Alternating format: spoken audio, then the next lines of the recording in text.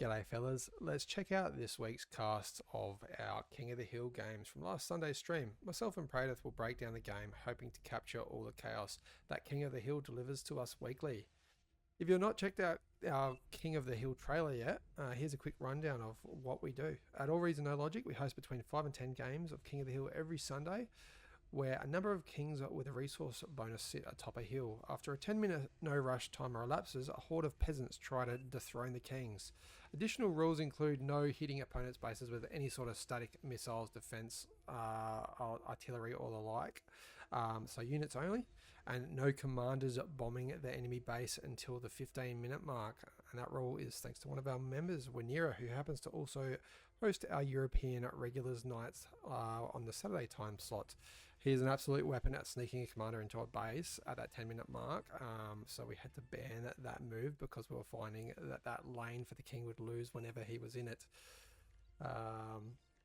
So yeah, anyway, let's get to it. We are on Raptor for the first time. Raptor Crater, we're usually on King of the Hill or Throne, but we thought we'd show you something a little bit different.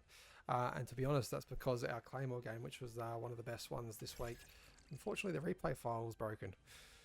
Pradith, welcome. Welcome everybody, and yes, you are in fact seeing Raptor Crater, but to the keen observers of you out there, you'll actually notice that this is more like Raptor Hill because we've inverted the map. We've given the kings the high ground because fighting up when you're in the disadvantageous position would be much harder. What you're seeing right now is a nice mix of skilled players around the outside against some very tough competition in the inside. B-Bomb, Punji, the Pot, and Peacefighter taking the King's spot this time round. Their objective is going to be to eco as hard as they possibly can with that 40% bonus, and then try and take out at least one section at the very start of the 10-minute timer running down. One of the things which is definitely worth noting is a slightly odd start for myself and Twig in this bottom right-hand corner. With Twig having had a baby recently, congratulations for Twig. He does have to jump in and out of the game every now and then, so we both ended up I ended up having to take over his spot, and we some chaos certainly ensued from that. Looking around the rest of the map, very similar things going on in all places, all players just trying to take the mexes. Just as a quick note, Twig has drawn on the screen the areas that the area of no man's land, so the peasants can't take the two low ground mexes right up next to the Was crater, and the kings can't leave the dark section of the Was crater. What really hurts is one of our AllReasonNoLogic partners, Tank Tom's actually breaking that rule. I think he had forgot it because he's usually king on this map. These two mexes that he's going for in here, they're not meant to be built at any point, so we do catch him out on that. If you look at me right now, look at my 4 builders heading out to do the exact same thing. This being my first time on Raptor Craters, I had no idea that that was part of the no man's land. Thankfully, I do get called out on it before actually going, but it does mean that I've got 4 builders out here with very little to do. So even though we do run these, there is still the occasional bit of chaos involved. We're good like that. Well, those of you wondering, just a few things here. You can see these logos in the background for Tank Tom, myself, and Pradith. You can edit these yourself in the, I think it's the UI file in the data file of the game. You can replace the explosion radius of the commander with a logo that you have. This is our RAPTOR little mascot, our little robotic pawn looking thing. Most of our members have one. I'm currently setting that at the moment. Now, big thanks to Chronographer, a member of the AllReasonNoLogic community, for setting that up for us. And you can see I haven't managed to do his properly here, so I've stuffed up the coding. Yes, we may be able to play the game, but we most certainly can't do the wonderful things that Chrono can. So massive shout out to him.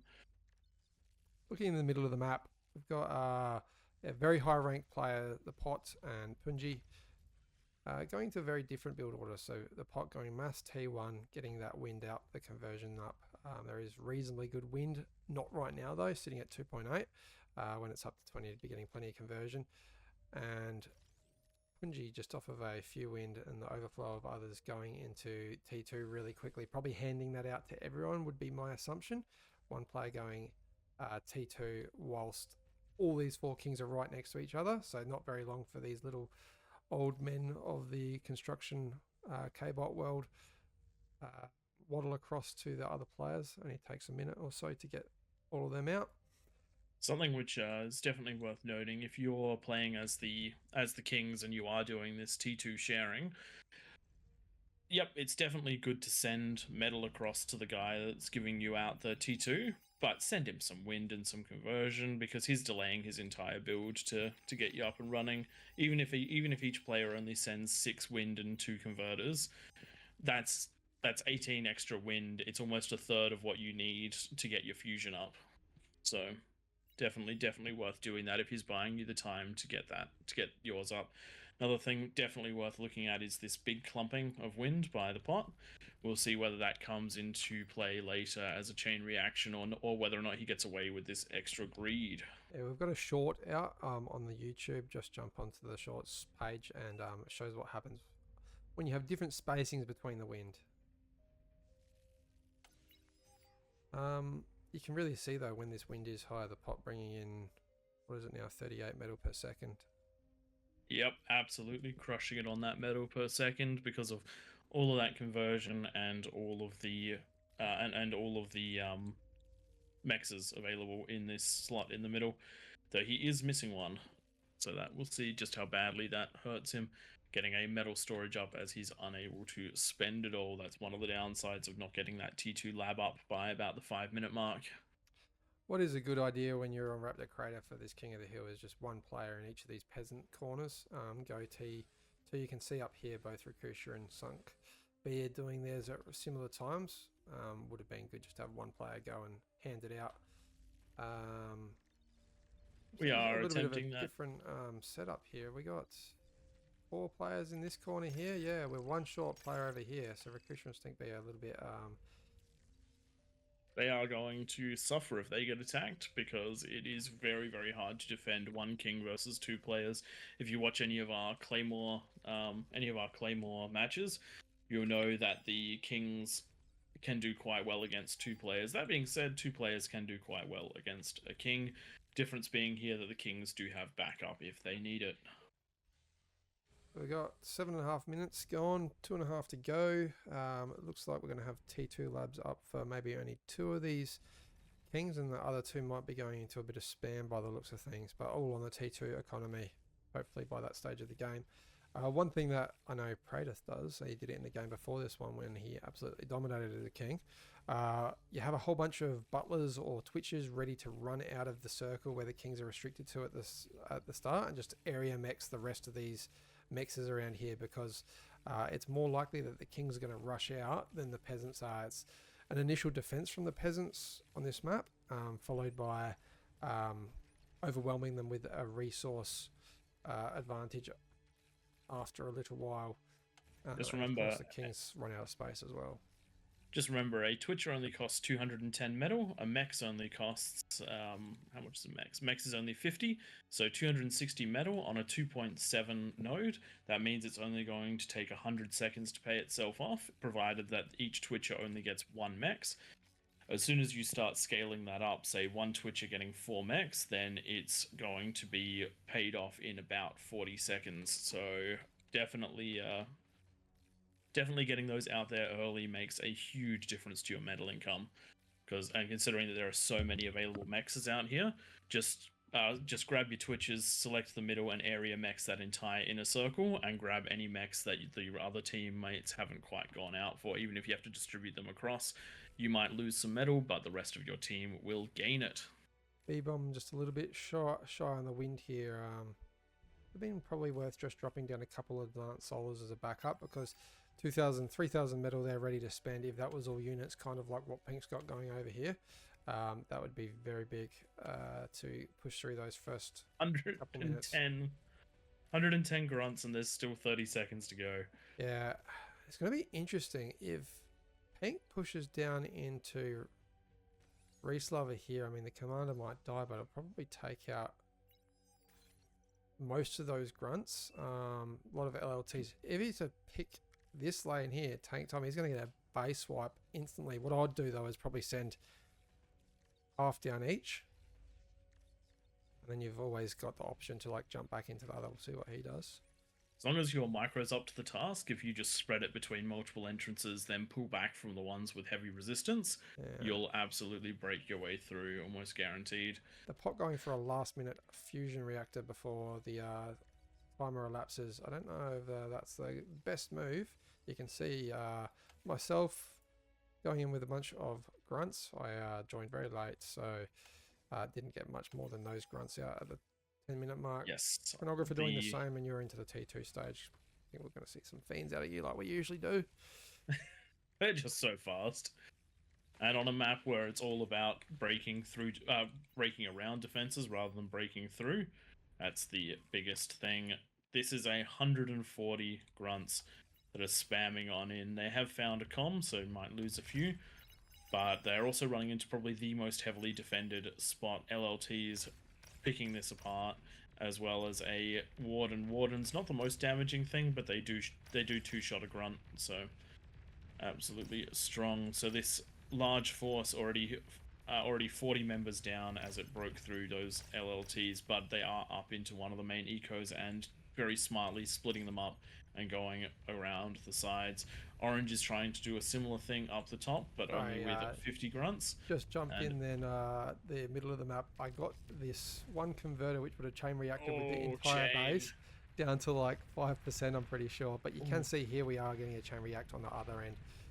Who's this? This is Chronographer's grunts that managed to take out quite a lot of wind. And absolutely, you have got to spread those wind out. It's like if you can greed it and get away with it, more power to you. But the extra couple of seconds of spreading it out, in my opinion, always worthwhile. Orange breaking through here, but some fiends will clean that up pretty quickly, I reckon. One of the big damage. One of the big problems that the Kings are having right now is that they're all concentrating on one top part on the bottom part of the map. All the other attacks have been blunted, so the peasants have got extra time to get their defenses up and to close off the gaps that would normally let them in. So that's definitely going to make Orange's job a lot harder, having to pull his units back to help defend Yellow. If everyone of the Kings had Pink's size of army at the start of that match there, I reckon that would have been a whitewash, especially with the micro experience from a couple of those Kings up there. I mean, this here is looking pretty disastrous for since that's a slow push, let's quickly jump over to Yellow, where my 2 minutes and 30-second late fiends are heading on in, but that is Yellow's conversion and Yellow's wind, which is again big problem when you group all of that stuff up. And just trying to see what else I can do with the handful of units that go on in. More conversion down, more wind. Jumping back down to the Yellow player's offensive attack. It has managed to break through and has done a lot of damage to Tantrix. Just like to say big props to Tantrix. He definitely had a rough couple of games to start with. His first time in King of the Hills, he was a king and did get rolled, but he's been very resilient and jumping back in. Always great to see someone who's happy to keep learning and keep playing and keep getting better and not giving up. Even though part of his base has been rolled, he's still chasing down those units with the hounds, doing everything he can to help the team. It's the sort of play we love to see. Just cleaning up the last of these there, doing the construction turret reclaim. Actually, and there we go, we got some sumos out on the front line there, just to clean up any of that. Plenty of metal now to be resurrected in Pink heading down into Blue's base. Interestingly enough, the amount of defenses available to the Pink player has essentially been similar or the same. Oh, it's an attack ground command and he's killing his own tank. But yeah, the Pink's attack here actually faced the same amount of defenses that were here at the 10-minute mark and nearly rolled through them just with a couple of thugs. So perhaps if this had been the entryway that had gone down, might have seen even more success than he did. Orange heading down into an absolute gauntlet of death by the purple player. these grunts all funneling through some fiends, and even though they've broken through, the amount of losses is absolutely crazy. But still, they are through, and if they are spread out properly, this should be a lot of damage, though more fiends coming to try and clean this one up. Maybe I should get a nice little thumbnail of this one. I always forget to do that when making these videos. I have to say, I always try and do it after the cast, because I can never pay enough attention during to try and do all of the things at once. Gives a nice little view for the viewers as well. Definitely does. Definitely does. Does look like that has been mostly cleaned up, just two grunts still making their way through, but that will be picked off by the LLTs and beamers defending. More trying to push on through, but getting cleaned up by these fiends. Meanwhile, out from Duffy. Meanwhile, Duffy's welders are starting their march on in. Not the fastest units, but man, do they have some HP. I've just lost my audio in the game. Sorry, viewers. Yeah. Welcome, ladies and gentlemen. Sorry about that. We had some minor technical difficulties, so we're going to jump back in at 15:15 and just cut this over the end. Unfortunately, Twig said too many bad words, and we had to cut that out. He's a very naughty boy. All right, let's unpause this one in 3, 2, 1. Off we go. All right, just in time for Duffy's March of the Welders. Going to meet the Dragon's Claws. Great unit here, the welder. Look how little damage they're taking marching through these Dragon Claws. Just absolutely insane. And with the unit compilation that the Kings have been showing so far, it's just a great call, because the thing that they would normally need to stop this with is high damage units like these Starlights, but what they've had mostly has been spam. So even though there are the Starlights up here, they were definitely the correct call for this attack, because up until this moment it wasn't really overly known that they had these heavy hitters. But the King's responding very, very well, pulling back these heavy hitters and getting some spam in front of them to make sure that they're not taken out. But great choice of unit right there by Duffy. And while this is going on, it also means that the Starlights aren't able to stop these Hounds from slow pushing in and slowly taking out some of the defenses in the other corner. While this is going on, if we look at the bottom, looking at yellow, there's a big Fiend attack running on through. And these Fiends definitely grouped up way too much, and the Pot has identified that, running his comms straight into the middle of it, trying to get good D-guns, but knowing that even if he fails and blows up, he's still going to blunt this attack. But one hero Fiend on red HP gets in there and blows up the fusions. Man, I can't believe I got that one. That was crazy. Now we've got some more Fiends coming on from B-Bomb. Going to do some minor damage to this T1 Eco, no gripping up though. So not going to get the whole reaction through those wind farms. Nicely done for the base set out there. Red and orange now defending their bases quite well. Still some more welders and sprinters getting through though.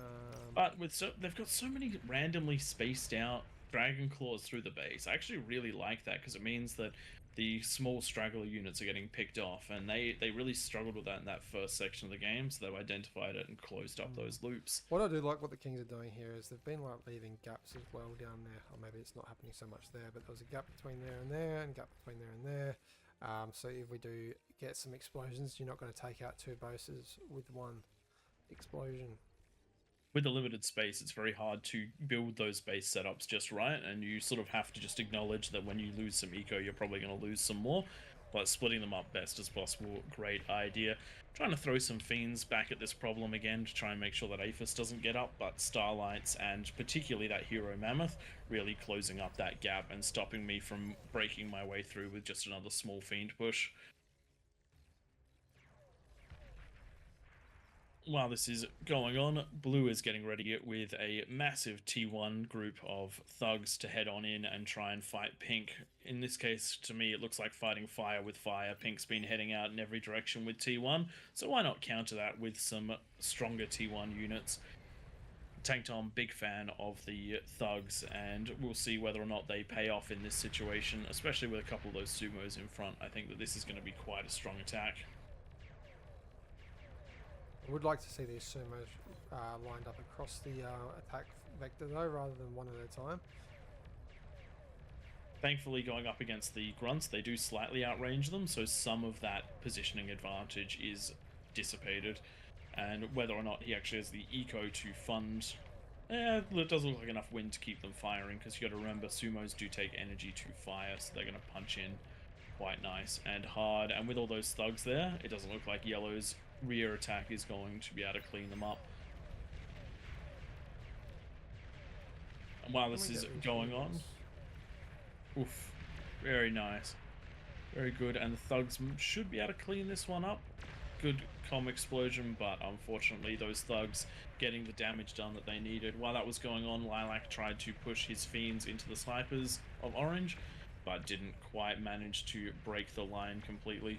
Good hold by Orange right there, though the back of the base is starting to fall. Those thugs surprisingly tanky for being T1 units. We're going to get 3 fiends getting through and taking out all that conversion and a lot of willpower as well. Nicely done. Very, very strong right there. Yellow definitely struggling right now because their only source of energy is overflow, and they're not even trying to get that Aphis up anymore. They probably will switch back to it so it doesn't completely degrade, but just trying to get some units out to defend. Pink, even though they've been mostly wiped out, still trying to use their units to keep the back of the base from falling best as they can. This Duffy. hurts. I'm seeing Yellow just finishing that Aphis, and I can see your swarm of the next row of fiends happening while Duffy pushing through and distracting all the kings. Yeah, look, once it starts breaking open, the best units to get in are the ones that are fast and hit hard.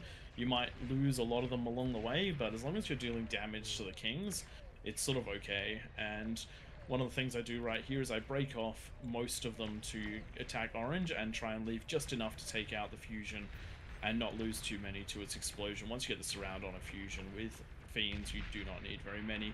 And the rest of the fiends heading on up and hunting into Orange's base, destroying the wind, destroying the conversion, and leaving them with only 2 fusion reactors. Enough to power the snipers, but probably not enough to let them rebuild, especially considering that green and purple have are pushing their way in now as well, destroying the remnants of the red base.